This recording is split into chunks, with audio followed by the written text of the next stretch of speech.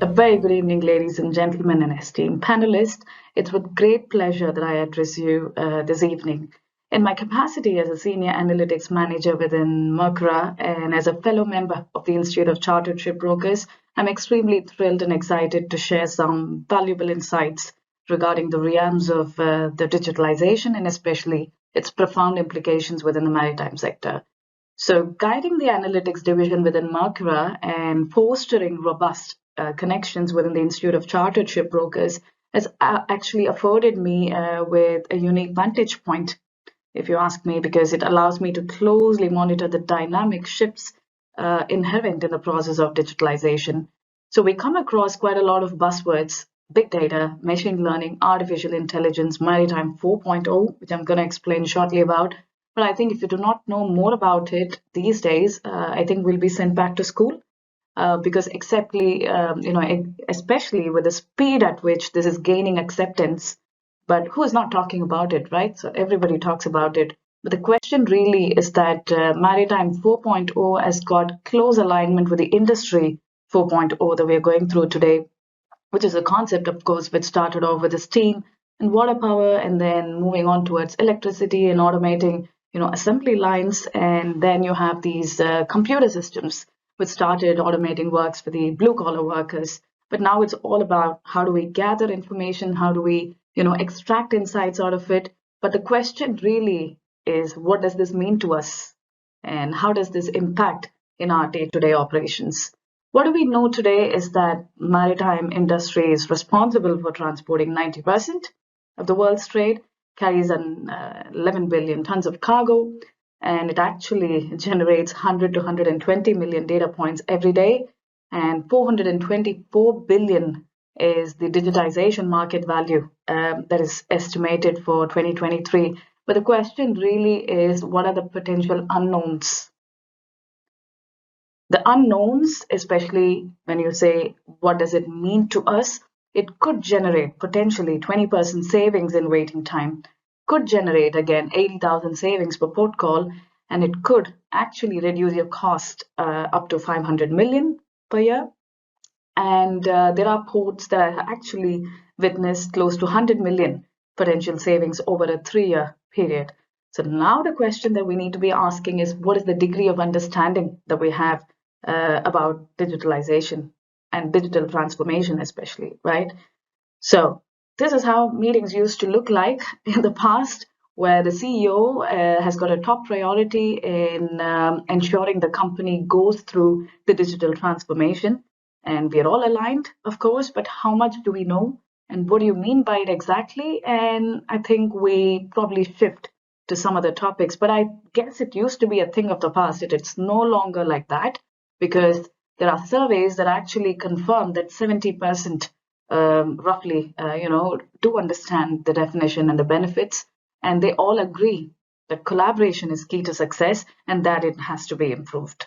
But again, but before we jump into digital transformation and the port community system, which is what we are aiming to define and concretely create, we would like to just touch base on the process of getting to digital transformation. So it all starts with digitizing, converting the text, pictures, and or even sounds into digital format. Just to give you an example, e-signature has suddenly gained acceptance, right? So, but we still have companies asking us to bring papers, and the question really is, it's all about, are you ready for digital transformation? Are you digitally ready before getting ready for actual transformation? So in the case of the e-signature, which suddenly got acceptance, it all started off with actually understanding the business case and getting your software and hardware requirements ready and making sure that the legal implications are well understood and defined. And at the same time, it's all about, again, creating a data storage policy. So digitization and digital transformation is key, but it mainly depends on whether you infuse some of these into the applications. And of course, it should also be within your, operating and the commercial business model. But this is what we are aiming towards in order to create a well-integrated port community system. But what exactly is a port community system? again, many of you know, but this is how a fragmented view of the port community system looks like. We have different maritime, stakeholders and participants in the value chain. But what we would want to see is a port community system that actually, which is, a well integrated virtual table. This should actually create a platform and which enables the public and private stakeholders into the value chain and the shipping process that can actually create a single, secured, and an intelligent system that allows for the single submission of data. So this is how a fragmented view and a well integrated view looks like. But again, when we talk about it, it's the Internet of Things, which is now the Internet of Ships, as we call it. But is sport community system the only way to focus, or is there other decision support systems? And I know we've invested a lot in the terminal operating system across the industry and the use of automatic identification system, which is the AIS, and how much can we reap the benefits out of the AIS system, and especially the transport management system. So it's all about right from the quayside automation to the gate automation that makes a big difference. But of course, it seems while we talk about it a lot across the industry, it seems only 53 terminals, which is roughly about 4% of the global container terminal capacity, where some sort of automation, if not to a greater degree, some sort of automation is actually done. Now, the question that we keep asking in most occasions is it the right time to implement? Well, it does depend, because there are some unknowns where you have stakeholders asking about, there's some uncertainty in arrival times, and we have a lot of data, but we do not know how to utilize. And we cannot find a strong partner or a customer, right? And how about the data security and privacy requirements, and how costly that investment is going to be? And also, how do we ensure smooth integration? Because you may have these silos, or the data silos, or even the business models. You may create unique ones within a specific stakeholder community, but it's all about integrating those multiple business models.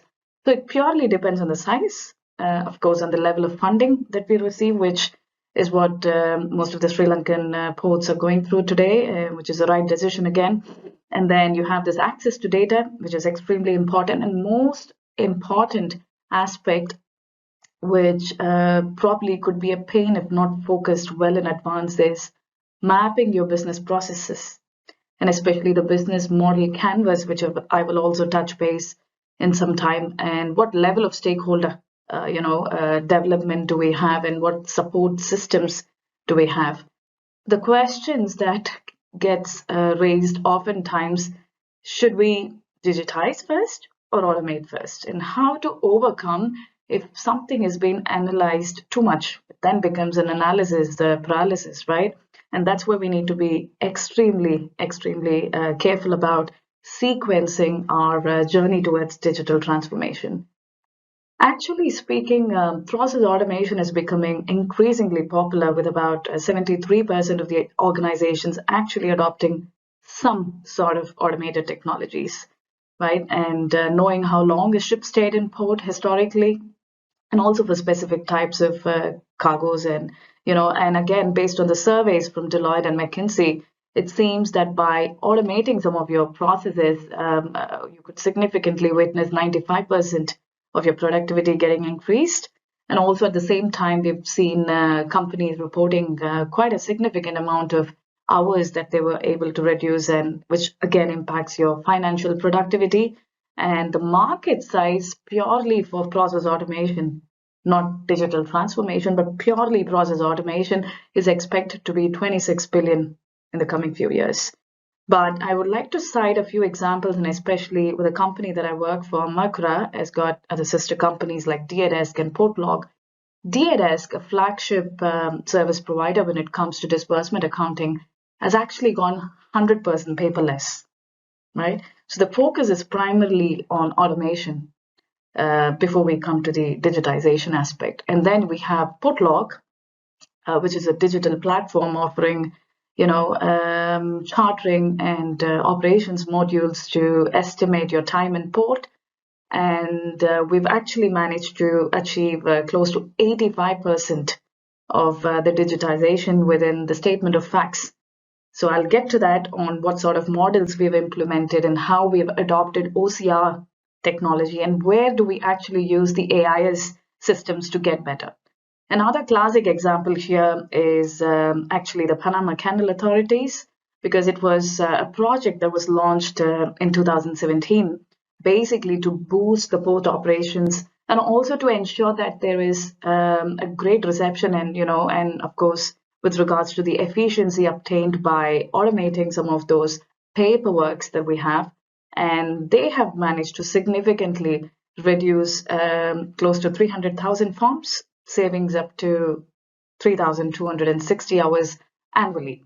So this is a single window system that they've adopted as per the FAO convention. And this has also brought in significant gains to Panama Canal authorities. And I'm very sure many of you have actually come across this term digital twin. What is it all about? So to cut it down in a simple fashion, I would say it is nothing but a digital representation of an object. So you could have a digital twin of a specific infrastructure within a port, or for a specific, berth or a terminal, or for a specific warehouse as such. So it's actually something where you do not have physical boundaries at all, which means it can grow bigger and bigger, and it can grow even bigger than an actual port, right? So it doesn't need physical connections at all, and this is exactly what the Port of Rotterdam, where by partnering with IBM and Cisco, have managed to actually transform a digital twin of the Port of Rotterdam. So they are currently tracking ship movements, and the infrastructure has been, extremely robust, and they also track all the geographic and water data by having sensors installed in many parts of the port. But to speak of the achievements, they've actually achieved by enabling the 5G network and the cybersecurity. And this all helps in actually optimizing the value chain. So in addition to the 20% savings in waiting time that I initially spoke about, it is estimated that the savings that they've had in saving 1 hour of berthing time is close to 80,000 per port call. Right? And this is a significant achievement. And of course, this is through all the data that they collect from the IBM's cloud-based Internet of Technologies. And at the same time, I think they've also invested close to, quite a significant amount. And this is actually generating 1.2 million data points for them. And this is also one of the strongest lever where they partner with some of these IT companies and, achieve significant gains. So if you talk about the dimensions, it's actually when you create a digital twin, it's not about the length, width, height, or the depth. It's also about the time. In fact, the main dimension here, which is the fourth dimension, is purely time. So it's a real time, historical, and predictions that are extremely critical for establishing this digital twin. And speaking of levers, right? So to build an effective port community system, I think the most important aspect is actually to have a common definition. And I think we need to have one. So you may have books, articles, and journals talking about what a PCS is, but I think it's pointless unless and until we agree to a common definition, and that's extremely critical. And what's also important is to have the ambassadors, to have representatives, and to identify a lead in the project, right? A truster and honest broker is what a port community system will actually witness. But it's also about identifying business process. As I said, we need to have a strong business process model. And it's also about integrating customs. And most importantly, we need to have a well-defined legal framework. I'll also touch base on a key aspect on the cybersecurity shortly. And this is quite critical to focus as well. But at the same time, the PCS organizations and development groups especially are strong levers to implement the PCS system.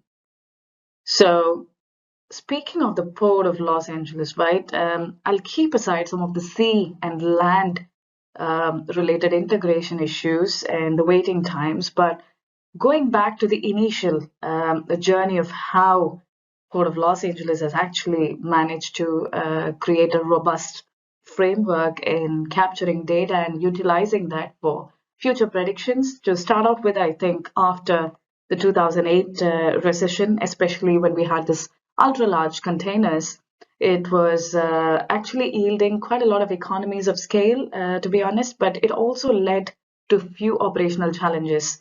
Could be about this cargo sorting or handling and sharing space, especially when you had too many containers. And that's when I think the port was able to, work with CMA, CGM, and APM terminals to use advanced data to optimize the conveyance of cargo and turn the ship actually around 13 hours ahead of the schedule.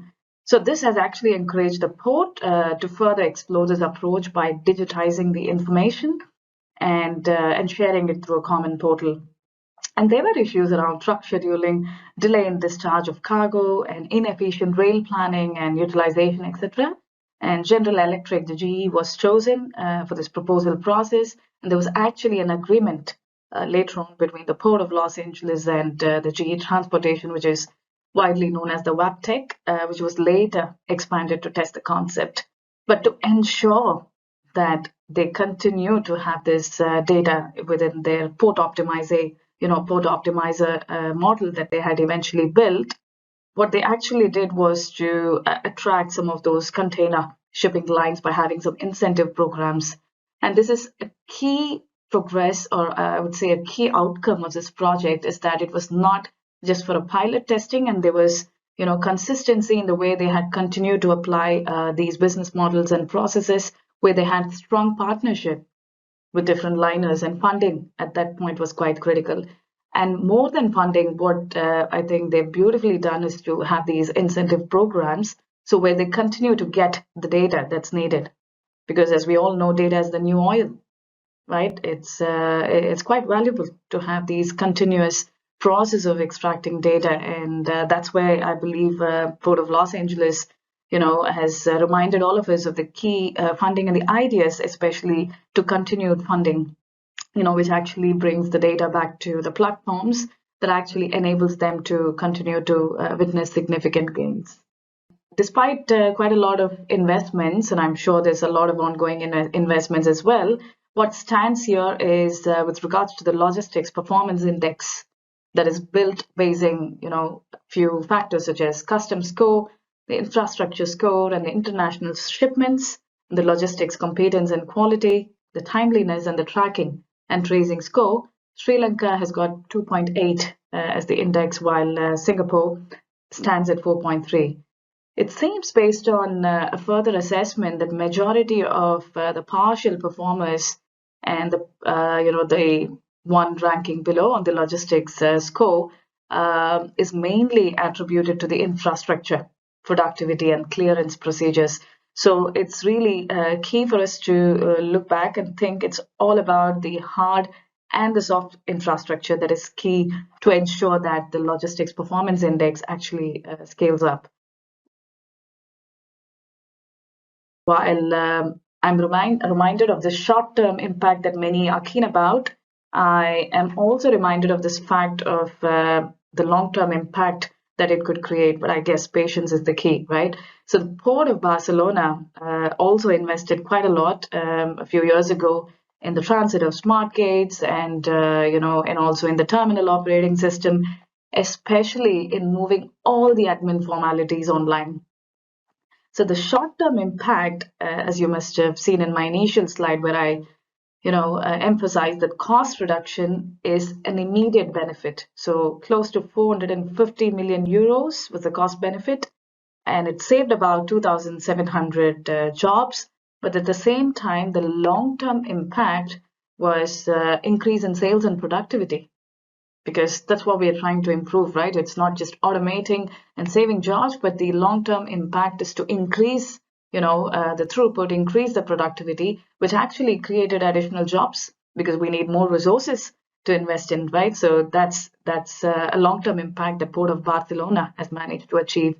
In addition to that, is the carbon footprint, right? So there was a reduction of 96,320 tons of cargo emission and saving in carbon footprint, which is actually the well-documented success story that I've seen in the recent times on the ports that has actually adopted digitization, starting with automation. again, right? So automation is the key.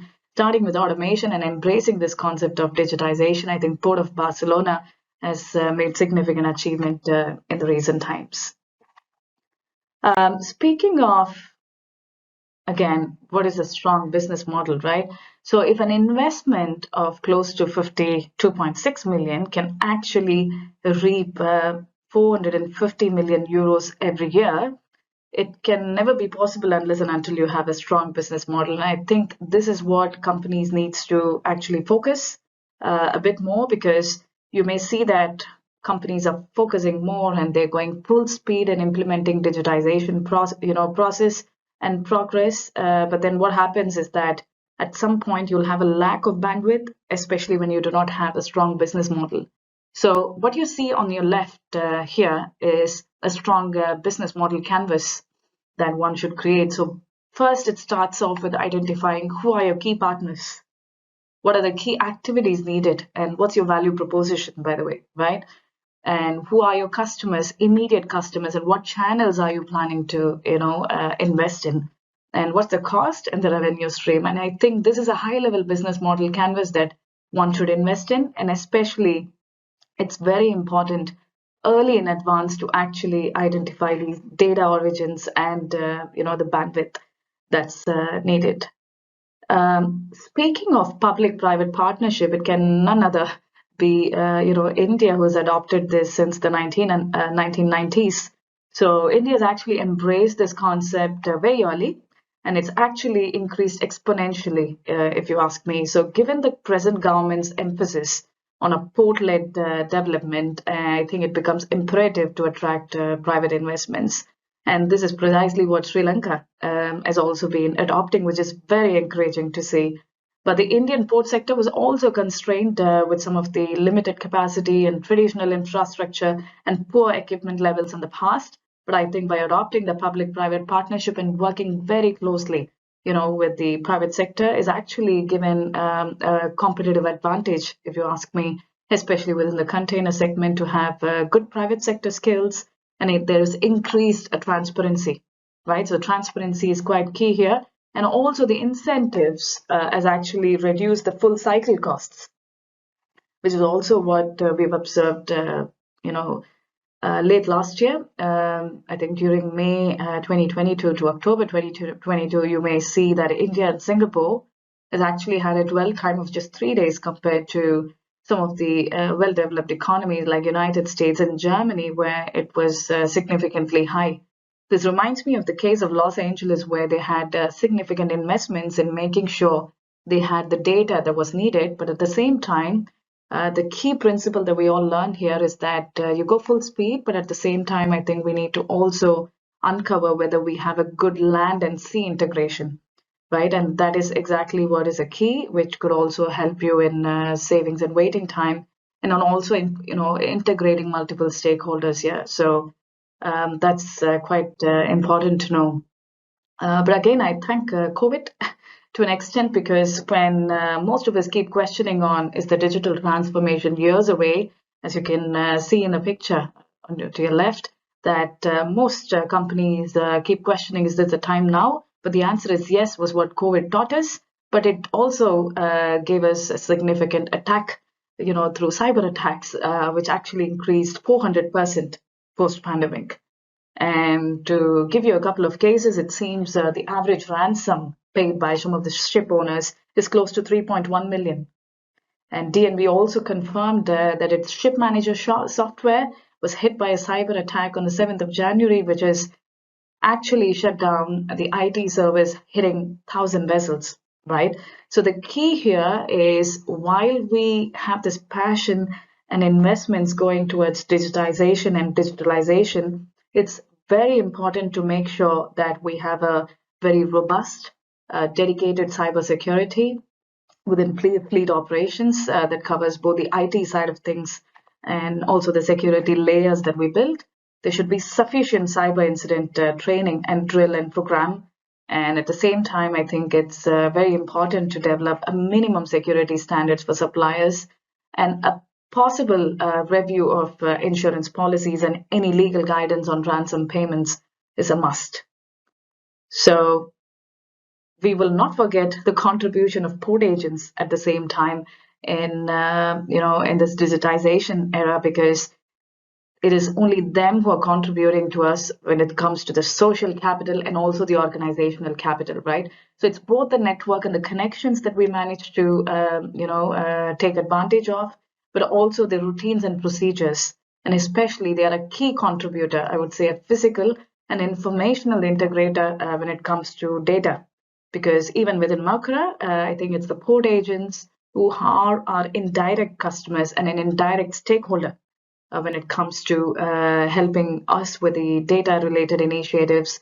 But at the same time, what you also would notice is that it also helps the port agents in redefining some of the business models that they have here, right? So we've also seen companies reporting, a 15% reduction in insurance cost and also a 20% reduction in port charges, right? And that's very important. So the moment you have the significant optimization within the port time, it actually helps the port agents build further better relationship with its customers. And that is why digitization is quite key also to port agents, who are still the main contributor when it comes to data as a capital. So some of the six key takeaways that I managed to gather, just to summarize the presentation through the Port of Los Angeles to start with, is slowly and steadily is the fastest way to get where you want to be, right? But at the same time, we need to be extremely sure whether we have covered all layers of compliance, which is extremely critical. And again, I am reminded of this fact that it is digitalization is actually not purely an IT per se. It's a human capital and especially an institutional issue. And the third most important aspect is sometimes, you may have these blessings in disguise, but you also have threat coming at the same time. The case of COVID that I just explained. And we need to continue to invest in the public-private partnership. I think India stands well ahead in that game, and they've reaped benefits over time.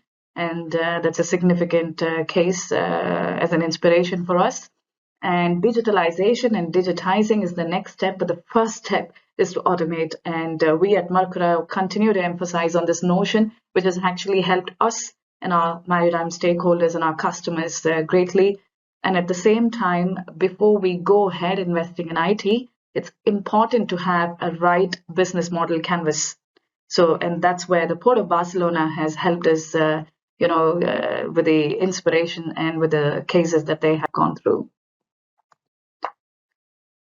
I have explained in the past that data is the new oil, right? But it is actually the analytics business model and the human factor that actually contributes to the engine behind digital transformation. So data is the new oil, but again, it's the analytics and human factor that's the engine behind any digital transformation projects. But at the same time, it's not an IT project per se. It's actually about connecting the right dots and most importantly, connecting vision. So, and in conclusion, I would like to say that as we navigate towards this digital transformation, we need to be reminded that it's not a solitary one. It's actually a collaborative effort that requires collective innovation and shared knowledge. And I encourage each one of you to explore the possibilities that digitalization offers. So thank you so much for your time. I would say stay curious and keep learning and integrate any of these advancements that adds value to your strategies. Thank you so much and have a nice evening.